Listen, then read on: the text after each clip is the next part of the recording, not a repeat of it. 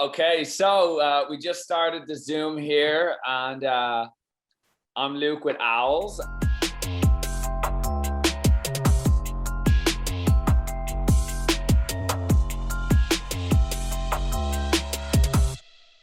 And this is Eric with the Whatever Guy. I first came across your channel when I was reaching out to find other reviewers. And you know, it's really nice. It's really nice when commenters talk about somebody else and the work that they've done. Like, oh, you got to check out the Whatever Guy. So that's what brought me over to your page. And yeah, I've just been subscribed and watching ever since. And I mean, I'm learning from you, to be perfectly honest with you. You know, I'm really learning from you right now. And I'm actually the one who is very thankful for us to be talking. So, I mean, I'd like to learn a little bit more about you, Eric, and just, you know, how all this got started for you, and you know, what it's like now. I mean, it's, you know, I was, you know, I got home.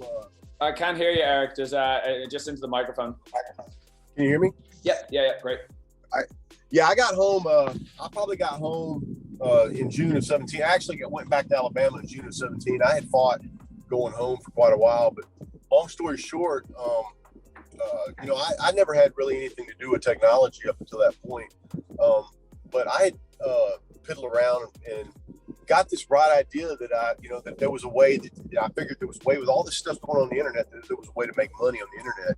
And so one day I was out in my shop, and I never listened to podcasts, right? Ever. And so I was in my shop piddling around, and somehow or another I flipped up on a podcast called the MF CEO Project. Okay. And it was a show by a dude named Andy Frisella. And MF CEO is you know, mother effing CEO of your own life is basically what he was about. And come to find out, this dude had like the #1 ranked business and self-help podcast in the world on, you know, on like several different platforms for quite a few years. And I never had an advertisement on his show whatsoever. He did it all with his own money. The dude was a self-made man. Long story short, he was talking some junk, and the stuff he was saying was just pissing me off, right? I mean, it was just making me mad. And so, I mean, so I started I was in my shop and I was just throwing stuff around, you know, and I'm mad. And then I had to stop, you know, after about 15 minutes of that. And I realized that I was really pissed off because what this dude was saying was the truth, right? I mean, because what he was, you know, basically what he was saying was that, you know, looking yourself in the mirror and, you know, like speak in a certain way, but like looking yourself in the mirror and realizing that you're not living the way you speak. You know, like you're not living the way you say you're living. And the second thing he said was, I got two things out of this guy. And the second thing I got from this guy was that everything that these gurus are selling on the internet, like all this stuff that they're selling, like you could find like all that stuff they're selling for thousands of dollars, you can find it for free if you're willing to do the work.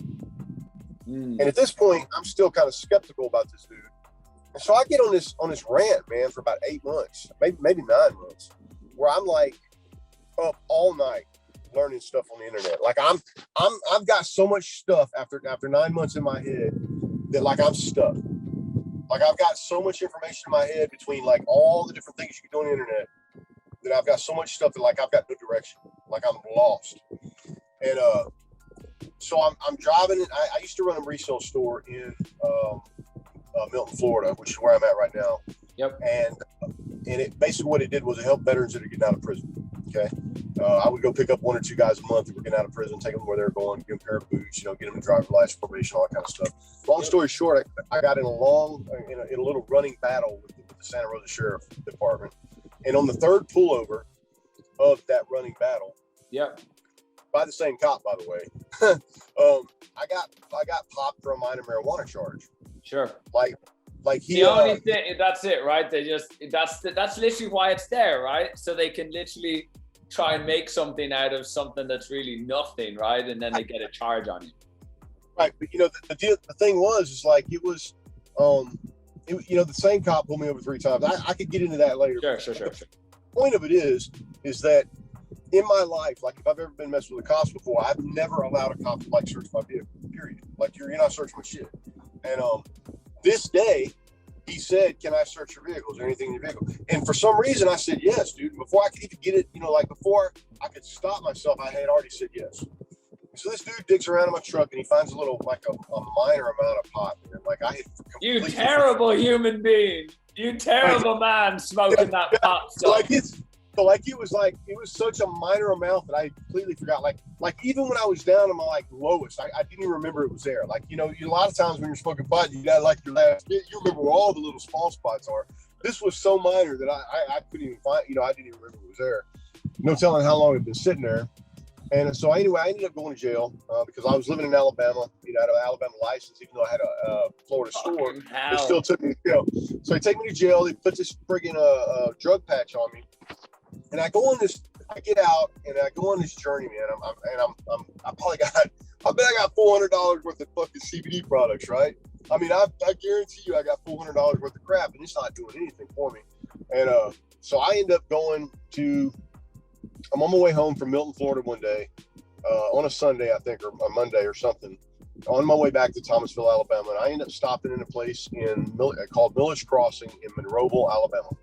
And I stopped in there, and there was a nice lady in there named Miss Donna, and she's got a husband that was like me. He's a veteran, but he was an older veteran from back in the Vietnam War. And she was explaining to me his issues, and I explained to her my issues. And she was telling me that she had got a new product in her store, and claimed that it gave you some sort of psychoactive effect. And in the CBD industry, you've heard that 1,000 times. Like when you go to these stores, like you hear that shit all the time, right? So when she said it, I'm like, yeah, in my mind, I'm thinking, yeah. And as I'm walking out the door, bro, I'll never forget this. I swear. I'm walking out the door and I remember thinking, man, I hope I just didn't spend $50 on something else that's not going to work, right? Yeah. So I get my truck, and it's Hometown Heroes Moon Rocks. Okay. Yeah. And so I hit my pipe, and I hit an old county road or old highway on the back road going back across the river to my house in Alabama. It's Highway 41 from Monroeville, Alabama to Camden, Alabama. Yeah.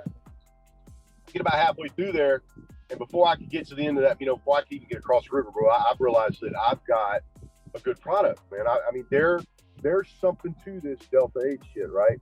Like I had never heard of Delta 8 before that. Like I was a long time smoker and never knew that, weed was called Delta 9. Like I had no clue about that. That's how stupid I was, 7-8 months ago, literally 8 months ago, this is how dumb I was. And, but on that trip back to Camden, like I said, I realized, what was going on with this Delta 8. And that was the culmination of that 9 months also. So it was like, that trip from Monroeville, Alabama to Camden, Alabama was I don't know, man, like a coming together of everything all at one time. Like I could have stopped in the middle of the road. It was like everything that I had done for like the last 10, 12 months with no focus now had a focus. Like I never wanted to be on camera before this. I never wanted my picture taken. Matter of fact, if you go back and look, you'd be hard pressed to find some pictures of me, other than a couple military pictures and stuff like that from when I was in the Army. It's just I wouldn't go sit around and take pictures and shit. And then I started making videos, man, and I've been making videos ever since. Like I started out at first making 7 videos 7 days a week, and now I think I'm at 6 days a week, and it's been a crazy wild ride, bro. Crazy wild ride. Man, that is a story in itself. Whoa. And it's a crazy ride, bro. Let me tell you something, man. It was like we talked about on the phone the other day.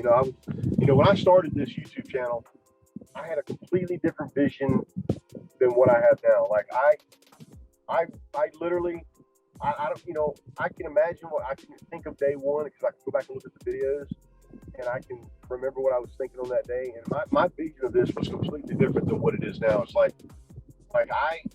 it took me a minute, but there's, you start to realize that there's like real people on the other side of the screen.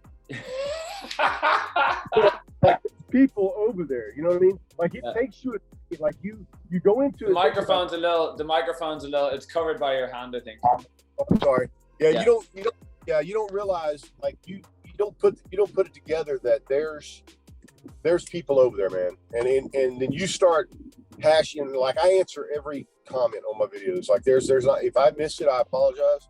But like I answer and I hash, man, I've built some good relationships with people on this channel, man. It's like I can't even tell you. Like I hear some of these people's life stories and stuff and hash it out. some of them got my text phone number and text me back and forth and stuff, you know. So, man, I mean, I think it's just this awakening. I do. I think it's this interconnectivity that's happening. We're seeing the effects now of the internet over 20 years, where, you know, what's really happening here is that, you know, you can't really hide anymore, right? There's truth is just coming out now. The freedom of information is coming out. I mean, COVID really gave us something that you can always look at it in a negative or a positive light. Really, COVID allowed us to go into ourselves, right? We were all by ourselves. And there was no more excuses of, oh, I'm going to go party. I'm going to go do this distraction. It was just like, oh, shit, I'm by myself. Okay. And so we all got humbled, right? I think that's really, really what happened, is that there was sort of a humbling. And what do you know, also during this time period, Delta 8 just comes alive. Like, I'll never forget it. I remember before I came to Oregon, first time coming to Oregon, I remember a friend talking to me saying he'd heard that you could convert CBD isolate into Delta 8 and possibly Delta 9. And I'll tell you, I won't make this mistake again, but what it was, I waited for, you know what, approval from others. Now I just go to a lawyer, right? I sort of talk to a few people. What do you think about this? Yeah, oh yeah, maybe it's, and then, you know, started to see a couple. And I honestly, man, it was like, I started to see 3Chi. There wasn't really many others. And 3Chi was the first. Yeah, 3Chi was the first. 3Chi was the first. And and then it's just, you cannot keep it in. There was a little thing with the interim final ruling, and it was like, oh, wait a second, the DEA doesn't make law, and oh, 1 second, 3Chi's back up selling, so we were good. You know, it is really been so wonderful to be able to talk with other people who are in states that don't even have marijuana or cannabis, I should say cannabis, really. And it is a gift, to be perfectly honest with you. Dude, you know, I'm gonna tell you something right now, man. I mean, you know, I'm calling the whatever guy because I've done like whatever in my life. I've done a lot of crazy shit, but at the same time, on the flip side of that, it really is whatever with me. And it's like, I'm sorry, I didn't mean to interrupt. You go ahead and speak. No, I'm listening, dude. I'm listening. I mean, I didn't forgot what vein of conversation we were on there for a second. No worries, that can happen. But basically what I was saying is that Delta 8 is really something that came out of the blind side, that hemp, CBD was sort of going down the toilet, everyone was sort of thinking that, well, CBD, I think you just need higher doses, really, much higher doses than what anyone is being offered to really feel effects. And really it should be the acidic cannabinoids, like CBDA versus the activated one, which is CBD, and it's far more bioavailable. But I really think that Delta 8, I mean, I come from Ireland, right? So in my time growing up, it was still very much, and even now you'd still be brought to court for 3 or 4 joints. Now, I suppose it's almost similar to Florida, although Florida sort of legalized this, or at least allowed true leaf to sell just absolutely everywhere. But basically, sorry, let me just turn this off. I mean, it's been such a wild ride, and I am just extremely thankful. So how big is your company out there? What do you guys got going on? So explain to me how you started and what you got going. Okay, so for me, I'm come from Ireland, bred and born, lived there from Dublin, you know, till I was like 21. After that, I was in college doing a Bachelor of Business Studies. We can go over to America during the summer. They call it a J1 visa, and we get to go and experience, you know, the American life and get a job if we want for the summer. During that time, though, that really was just me enjoying myself as a young man. And that wasn't, you know, smoking lots of weed and drinking and no job. But at the time, anyway, I ended up getting involved in a long distance relationship. And once I graduated, I moved over, and yeah, basically from there, I mean, I was working in Massachusetts. I tried my best at corporate America, and you know, it's just corporate America. You're younger. You're older than you look. How old are you? You're older than you look. Okay, so I'm 32, I think. 33. 33. Yeah, just gone. Yeah, 33. Yeah, man, look, I mean, I had a lot of experiences with psychedelics. I mean, I used to be very, I mean, I don't want to say just like your typical Irish man, but like, you know, pack of cigarettes in one hand, getting pissed drunk, and being proud about it, right? Being proud about it. And after, you know, numerous occasions, and me being a person who was always like water off a duck's back, I could make a mistake and I can handle this. And, you know, I got to the point where I was, you know, having times where I was wetting the bed. And eventually it got to the point where, guess what? As much as I can laugh stuff off, I gotta be left with myself. And at some point it's not a joke anymore. And the question comes back to, why am I treating myself like this? And so once the sort of light switch turned on with the help of psychedelics, I mean, I was picking mushrooms back that's exactly the word, you know, that's exactly the comment I was looking for. That trip, you know, like I was saying, from Monroeville back to Camden. And then, you know, it all culminated at one point, that light switch. That's what it is. But I think, again, I really do. I think there's something, I believe there has to be something more than what this is here. And I think that we as a whole are awakening. And I think that marijuana is one aspect. You got Delta 8 is obviously the other. Well, I mean, here's what I was going to say before, you know, what we were talking about before. We're talking about Delta 8 saving my life, or basically, I got into that conversation, kind of forgot what I was going to say. But basically what I was going to say was, you know, like, I've done like a lot of things, you know, I was telling you before, you know, there's not a thing in a food gummy manufacturer, and probably in a Delta 8 manufacturing room that I probably couldn't fix, you know, from the conveyor belt to the heaters and all that good shit. I mean, but it being an electrician and stuff too. But the thing is like, I have, you know, the other side of me is whatever too. So it's like, there's been moments in my life where where it's really been whatever with me. Like, I really don't care at that point. Mm-hmm. And Delta 8, you know, between my anxiety, my paranoia that I already have, you know, Delta 8 basically saved me. Delta 8 saves me a lot of trouble, and obviously saves other people a lot of trouble too, because I'm a much wilder person. I'm a much more congenial person whenever I'm on Delta 8 than I'm on, you know, than just being free and wild in the world. I could probably be a difficult person to be around. You know, have you ever done mushrooms or anything like that, or I have when I was younger.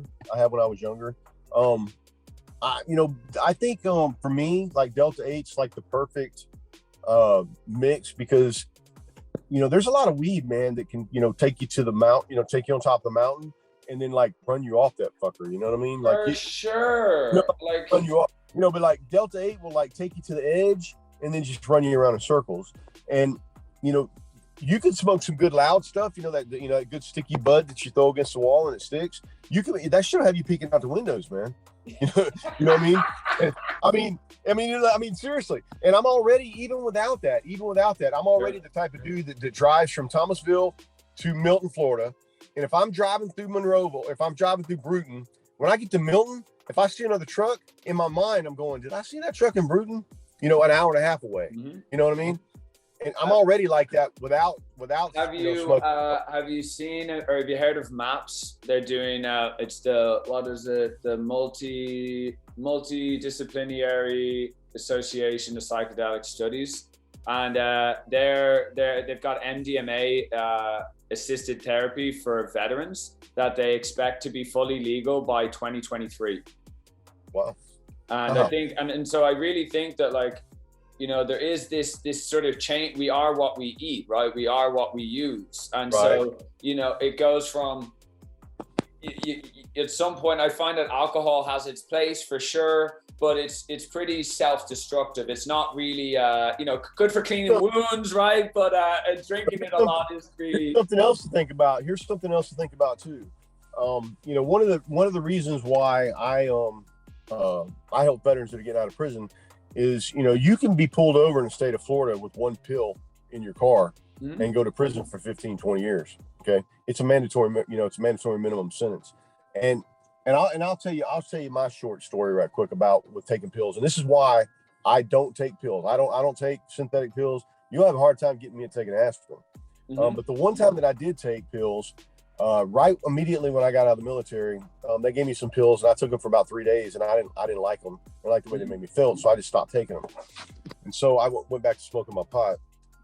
And so I eventually, back down here to Florida, I meet a friend of mine, and that person is a nurse at the hospital, and that person talks me into, trying it the legal way again. And so I end up going back up to Birmingham, hit the VA, and I'm supposed to see the psych doctor, I guess.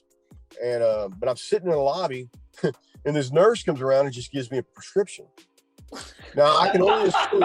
Fucking how insulting! How insulting! Yeah. Seriously. Yeah. So I can only assume that because I told them the story about not taking them anymore, that whatever they gave me was probably the same shit that they had given me the first time. Right? They probably re-prescribed it. That's what I'm figuring. So I start taking this shit like I'm supposed to be. Now, let me tell you something, Luke. When I got these pills, I didn't know nothing about them, okay? Like, I didn't know anything about them. But when I got home, I've got a pretty good sized house in my house in Alabama, but one end of it my mom lives on, and there's a big master bedroom and all that stuff on her side. And when I came home, I took those things in, and I went past her. Like, she's got like a woman cave, and then like a big master bedroom, and then like a big master bathroom. I took those friggin' pills, man, and took them and put them in her bathroom. Like, I don't even know why I did that, but afterwards, thinking about it, once I get to the end of the story, I'm thinking that my subconscious already knew that something was going to be fucked up about them pills. So I got to the point where I was taking those pills, and they had me taking them like at 4 or 5 in the afternoon, and I was up, man, 3, 4, 5 o'clock in the morning, man, like cleaning shit in my shop. My dogs. Well, they gave you Adderalls, was this, or what did they give you? Yeah, it's exactly my point. Yeah, that's exactly what it was. It was Adderall, dude. And I'm up at 4:30 in the morning, bro. Like, every morning I get up. I don't care if I stay up till midnight. I'm up at 4:30 in the morning by habit, by road. It's just so I've done it so long. And so why and I'm already amped up. You see how I am. Why would you want to give somebody like me Adderall? Sure. So for 3 months, I was on that shit for about 3 months, and I was on my porch at my store. And I've got an aunt that I don't get along with very well. And I was out on the porch one day, and she said something to me. She said something to me, but this was a Sunday when she said it. And I was in my room on a Tuesday, and I had a habit of, like, I would text back every person that made us, that bought something in my store, email them back, thank you, and all that kind of stuff. And in the middle of that, whatever, the thing that she said to me, and when she was standing on that porch was, Eric, when you decide to get off that stuff, you're going to have withdrawals. It didn't dawn on me when she said it on Sunday, but that, like, 2 days later, I was in my room, and it hit me for a second. I thought, don't talk about that, right? When you're in the doctor, it's like, I'm like, what are you talking about withdrawals? And so I got to thinking about it, and I realized, dude, that just in that short period of time, in that 3 months, I was pretty much hooked on that Adderall, man. I was pretty much hooked on that shit, man. Like, it was to the point. It doesn't even really make sense. Like, if anything, it's more like a numbing, right? Really, what you need to do is engage your heart, engage your emotions, and try to ground out the fucking pain. And Adderall is literally like, turn off, ignore it, bottle your fucking shit up, and until you get to the point where you're just like, yeah, because look, man, when I first came to America, I mean, I was blown. Man, I used to believe that America was like no poverty. Like, I was naive. I don't know what in God's name I was thinking, honestly. And then when the pills, I mean, of course, I was a young lad growing up, and I partied many times, and it was never something though where people were offering pharmaceuticals, at least not in Ireland, right? They just don't have the supply, right? No one's really, we're so small little country. In America, it's like, yo, this is where it's all made. And I mean, it is just crazy. And unfortunately, a lot of people actually get hooked from their doctors first. Doctor then takes away the prescription. And now it's like, okay, I think I'll just go for the cheaper heroin. Thank you very much. And don't need you, doctor, anymore. And it's a disgrace. And not only that, but God, I hate to bring it up, but the doctors are immune. There's literally nothing that the doctors can even behind, it's like, it's really bonkers, honestly. It's there's something wrong with a society where we put prescription commercials on TV, and then they run through that list of fucking shit that can go wrong with you if you take them. Like when you get to the end of these commercials, and they're like, please call your doctor if you suffer swelling of lips, hands, thighs, and if your throat swells and you're gonna die and you feel any discomfort. And I'm like, that's like half the commercial. Why would you even? Why? I mean, you put that shit on there, and it's like, I don't understand what the hell they're doing with that whole thing. I don't get it. And then, but these doctors are prescribing this crap. They say that, correct me if I'm wrong, basically pain pills are synthetic heroin. And if you take one, yes, oxycodone is heroin, basically. Yes. Yeah, if you take it, you're basically hooked on it day one, right? Yep. Yeah, and you'd have to be very strong mentally, to be able to put that down. And my mom's probably one of those few people that could. Like, she's given me like a quarter of one of her pills one time, or a couple times actually, one or two times, and it like put me in bed. Like I'm in bed. Like I'm nauseated. I'm screwed up. I already know there ain't no need to me even taking a pain pill. My mom knows she can have a whole bottle of them things for 5 or 6 months and might take one out of them every once in a while when she needs it. She had an accident probably about 12, 13 years ago, put her in a coma for about 8 months. And then they told her she'd never walk again, and she walks now. But she's probably one of the few people I've ever known that could actually not get hooked on those pain pills. I mean, because that's mind over matter. That's really what it is. It's mind over matter. And I think that it's just something you gotta say. You say, that's it, I'm achieving this, I'm walking again. Now, I don't mean to say, like, you are determined. I'm not trying to say that, obviously, hey, maybe in some cases people are, in a tough spot. Oh, yeah. But, I mean, not to say anyone can just walk, but I'm just saying is determination and focus of you really, you first got to set the goal, what it is you want to do to bring it to you, right? That's really what is, and that's the thing, if you're going around hooked on drugs, or you're just turned off, right? You're not really looking for anything. You're just sort of participating in a way where it's like. The thing about drugs is, right, I think the main thing is most people need to find something to focus on, man. And, that's kind of the main goal of the whole thing is like, if they, a lot of those people that have addictive personalities tend to latch on to something that makes them feel good. You know what I mean? And a lot of times drugs, I guess, allow them to do that. But another thing I heard too is that it's really something where we're all just looking for connection, right? Drugs are an excellent way for connection. Like, I'm a part of something, right? Whether that's marijuana, whether that's hemp, whatever it is. And sometimes there goes the battle with the whole COVID-19 thing. You know what I mean? I mean, marijuana, cannabis, and hemp in itself was basically, over the years, has been something that's been a unifying theme. You know what I mean? It's brought people together. Like I told you before, I shoot videos and all that kind of stuff, but more than likely, you're going to find me by myself. Like I'm normally by myself, most of the day. I prefer to be by myself. And I'm probably somebody that because you feel good inside yourself. You ain't looking for any approval from anywhere else, right? It's like when you get to that, when it's like, if you can't be by yourself, you got to wonder what else you're hiding from yourself then, right? You're trying to keep yourself busy. You don't know yourself. But the thing is, though, is if you think about it, but like marijuana over the years, like, not talk, barring, talking about Delta 8, but Delta 9 over the years, and Delta 8 in itself, how many times have you rolled up at I don't know how you grew up, but how I grew up was, your homeboy showed up and he had a joint and, 4 or 5 or 6 people. We were in the field and you'd be we'd just light a fire, smoke some spliffs in Ireland. Pass it back and forth. You weren't worried about a mask, you know what I mean? But that's the whole quandary that we're in right now. The conundrum that we're in right now is that, we're on a, you and I are talking about a product that would be probably better enjoyed together. You know what I mean? Mm-hmm. For sure. But I think that it's still, it's something that's already brought this, right? It's like, and we're able to enjoy a smoke and over Zoom, it's like there's still a connection. And I mean, what are you smoking on there? Do you prefer D9 or that D8? What's that? Yeah, this is D8. This is kind of my own blend. I got some distillates from MC Nutraceuticals a while back, and then I've kind of mixed me up some stuff that got me like a what I call like a cinnamon napalm. And what percent terps do you use? About 4 or 5% is where I'm going at right now. I'm not looking for too much of a. I mean, I have flavored it up more than that, but this is kind of where I'm at. Nice. And what do you think? Is Florida is pretty pro D8. It seemed like, were they going to change something recently? I was hearing they're like, we're not touching the farm bill stand.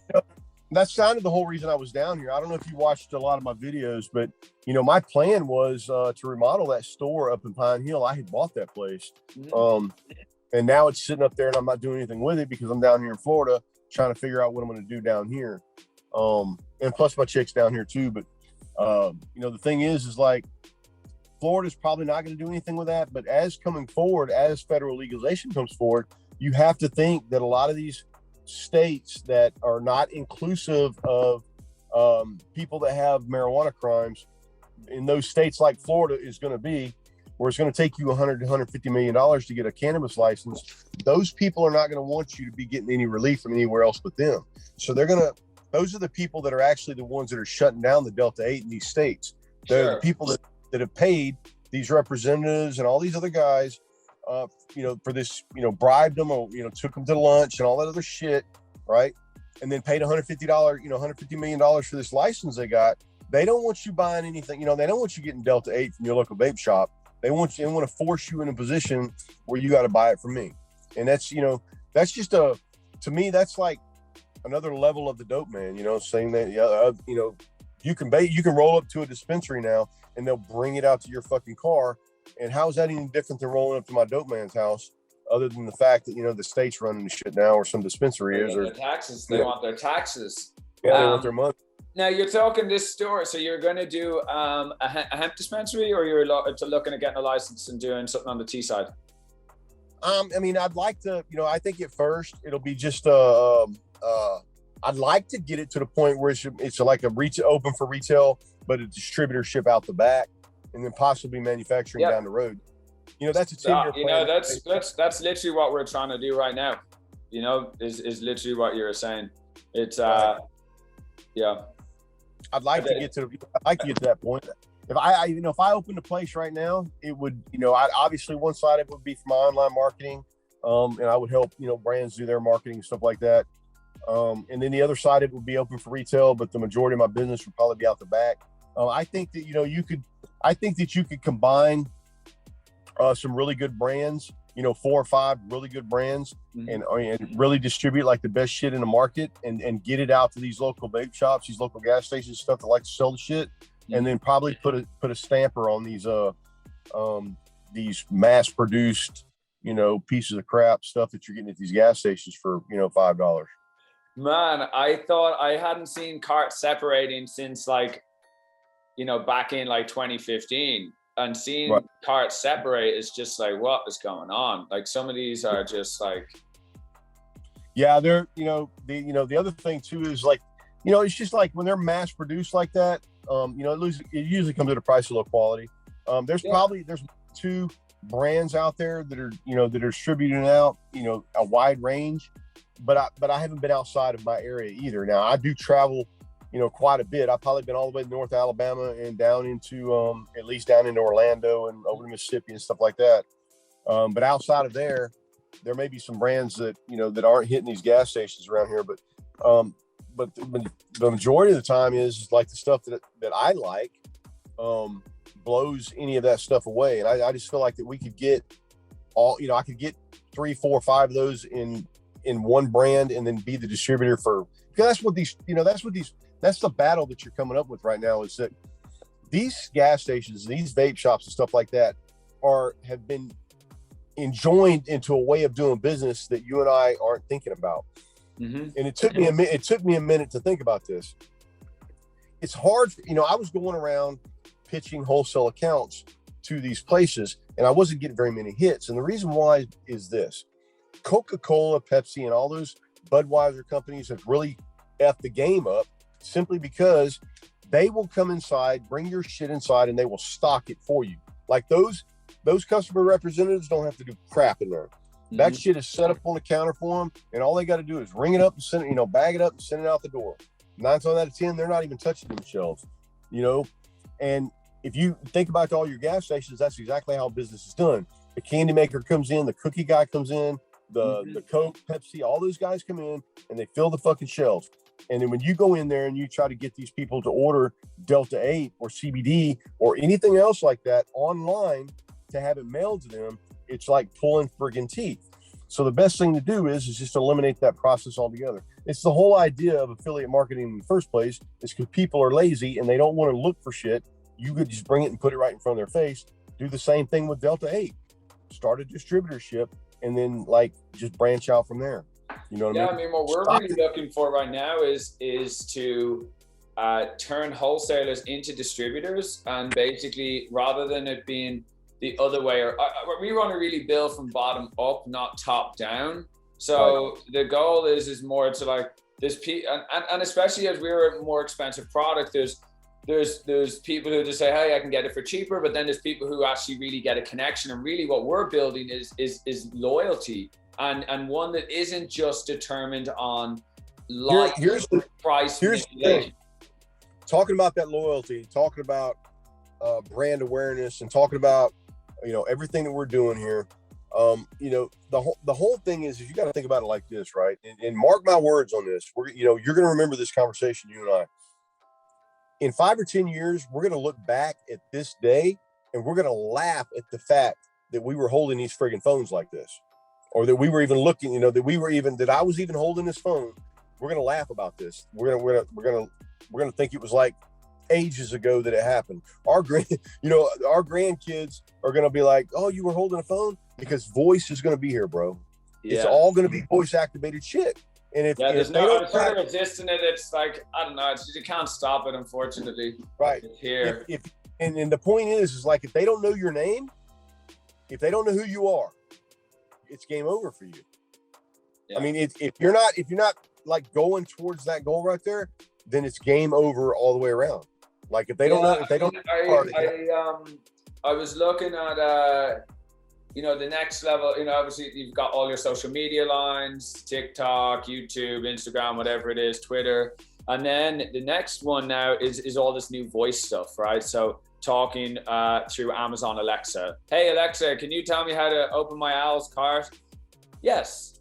That goes back to what I was telling you before with the whole optimizing of your videos and stuff like that.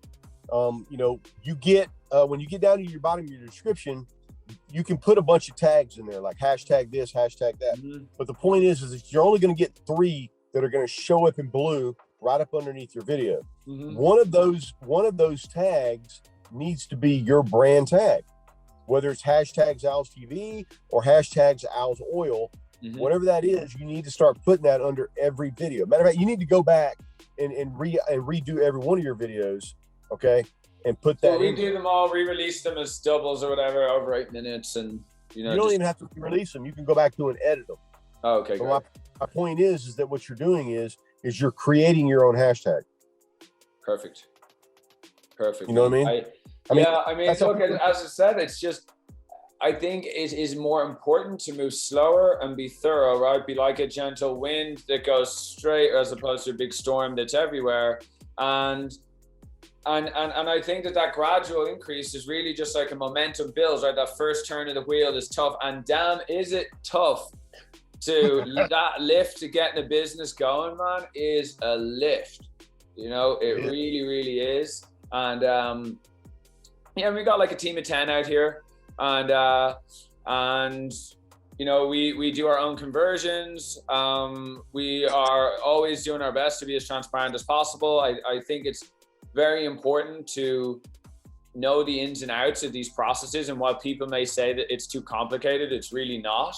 And there's very simple questions that you can be asking to really gather information as to figure out, you know, is the person that's selling me the oil, are they actually the makers of the oil, or are they just some like 3rd, 4th, 5th guy down the chain who's going to say, oh yeah, I know what's up with this, and why is it this color, and what was the process, and what were the solvents, and you know, how many washes did you do with it? And so it just, I think that's really important. And, you know, it's something we take a lot of pride in our work here. We're about to drop a lot of new SKUs coming out.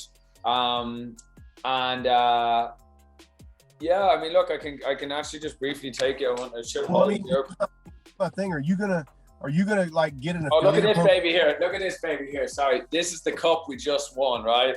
So we just won this. This is the Haze Cup, right? We're so proud of this bad boy. So this is in Vegas, one of the first cannabis cups, and we won Best Hemp Product for our lemon crack cartridge, the Platinum Owl. And that's again with the cannabis terp. So it's almost like cheating, but it's not, because obviously like lemon crack, like cannabis terpenes are just legit. And especially when you're in Oregon, which is the best climate in the world, in my opinion, for growing pot. And let me see here, did the gang, okay, good. About that one. Let's see here. So, okay, so obviously, I'm gonna have to get a hold of some of your cards. I'm gonna have to check them out. Yeah, I'll look, absolutely. So, you know, basically you come in, we have a very straightforward, this is where all the filling happens. We've got the vape jet coming on the way right now. And then after that, we move over to, is all capping. I'm delighted. Look, everything's nice and clean, just like we like it. I'm happy that everything's nice and clean. And then after that, I mean, everything's organized here, ready for shipping. And then here's the shipping area, and then everything ships out. So, you know, it's like, I very purposely at the very start of this business made the decision that like, I'm not here to hide, right? Like I'm not here to hide, and there's a hell of a lot of businesses that you've no idea who these people are, what they do, what their history, whatever it is. And I have documented this growth of owls from zero, and I'm absolutely proud to be from 0 to 450 subscribers right now. And every single one of them, honestly, is like more meaningful to me than earning money. Honestly, like it's a connection that is building, and I like the fact that all I want to do is to be able to show truth to people and admit my faults when there's mistakes that happen. When, you know, nobody's perfect. These illusions that people put out there on social media and stuff, I want to be as real as possible. I want this business to be as real as possible. And either, you know, there's going to be ups and downs, and I'm excited to be able to share, and that's it. And I believe this to be something that is added value, right? Really I look at our brand as like a big value add brand. Right, we are expensive, but you know what? There's a hell of a lot of work that goes into this, and there's a hell of a lot of work on YouTube, and content in itself is a job, right? It really is, and it is really rewarding. But you know what? Authentic, right? I feel like we're in this world of fraud and bullshit, and just like it's just like I feel that people want truth. And so if that's at a slower pace, so be it. I prefer to be the tortoise in the race and finish strong, always finish strong. Then the fox is running around. I got this idea, that idea. So you know what the best about this job is, Luke? Wow. You know what the best thing about it is about what I do and what you do is you don't have to have a very good memory, because we're always telling the truth. Like I don't have to tell any lies, bro. I mean, that's the cool thing about this. It's like all I got to do is be honest, give it to you blood raw, and everything's fine with me, man. I don't have to have a good memory at all, because I don't have to keep track of my for me, it's like for me, obviously I'm not making that kind of money, but for me, it's like the equivalent of being an NFL player, man. It's like I'm doing what I love, I'm doing what I like to do. I enjoy doing this shit, and I don't have to have a good memory at it either. Hey, your microphone's just a little thing off there. Hey, quickly, actually, before we finish up here, let's touch on the samples that we gave you, right? Because you know what, we talked to the team after, and I was like, you know what, we didn't label stuff correctly. We didn't, all these little things that I, again, this is for the review team, so it's different. But then, when it's being shot, it's either way, we got to see inside of what somebody else is thinking, and definitely even just that provided good feedback. But so far, what have you tried? I was delighted to see that you said that they were different, even though they're in the plain white. I was delighted to see that there was a difference that you noticed, even though there wasn't the nice packaging on it or anything like that. Right there. I mean, there was definitely a difference between all of them. I mean, the thing that struck me about them was the flavors. The flavors are a little tangy. Like the flavors are a little tangy on the backside. They do hit you. They do hit you pretty hard. The thing about it is like taking a dose of that is not something that you're going to convince somebody to do twice or three times. Like you take the first one, and once they get smacked with it in the back of their throat, they're not going to want to, as much as they like the effects, they're not going to want to take it the second time. Because that's what I was like. So a couple of things. One is, so we actually ended up, we did have a lighter dose. So we're going to have a lighter dose one, which would be like a 20 milligram dropper. And then we have the higher potency one that's 80. Yeah, but I was going to say, now, if you could keep the potency the same and ease off on the flavor, that's where you'd be at. Because in reality, I take about 25 or 30 milligrams in the morning. Mm-hmm. What I'll do is I'll take about 15 or 20. I'll take about half of it. Yep. When I probably a few minutes after I get up, and then I'll brush my teeth, go through my morning ablutions, and then I'll take the other of it. And what happens is I think is like my metabolism picks up and it speeds it up a little bit faster, because normally when you take tincture, it can take 45 minutes to an hour and a half before it kicks in. Yeah. And the people that are around me, I don't think they want to put up with me first thing in the morning. So that shit's got to kick in a little bit faster than 45 minutes or an hour and a half first thing in the morning for me. Yeah. So that elixir, the thing is like when you take it, you've taken something immediately. It's the nano, but it's also these other plants. Like the saffron and blue lotus is like, for me is almost can be a little euphoric. It's I'd almost leave that one to like the weekend. My favorite was the cherry berry, because here's what you're doing with the flavors. Here's what you're doing with the flavors. Now this is my thinking on the flavors. Now I don't know if you remember. Now when we were kids, what we used to do is we drank. We'd get drunk and shit like that. Yeah.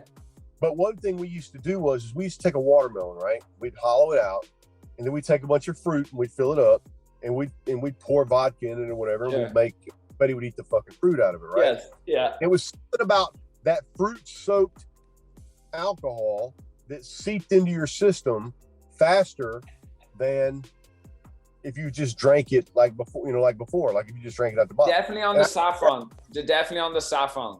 For sure. Right. For sure. I think that's what's going on with that. Part of it. And what, did you try all three of them, or did you just try the one? I've definitely tried all three of them. I've even smoked about half that hash. Oh yeah, so tell me, what do you think of the hash? The hash is good, man. The hash is the hash is really good. The problem, I don't know if I like the I don't know if I like the idea of the lemon skunk hash thing, because I don't get the lemon skunk out of it at all. Like I know it's hash. I mean, it's a good ball of hash. I mean, it's got some good texture to it. Yeah. I mean, it's made really well. But as far as like the lemon skunk portion of it, you can scratch that. Honestly, it's hot. So that's good feedback. I mean, we can up the terpenes on us for sure, right? And that's exactly the feedback that we want to hear. Honestly, you have to remember this. Now you'll have to think about this a second. See, there's a fine line. There's a fine line though between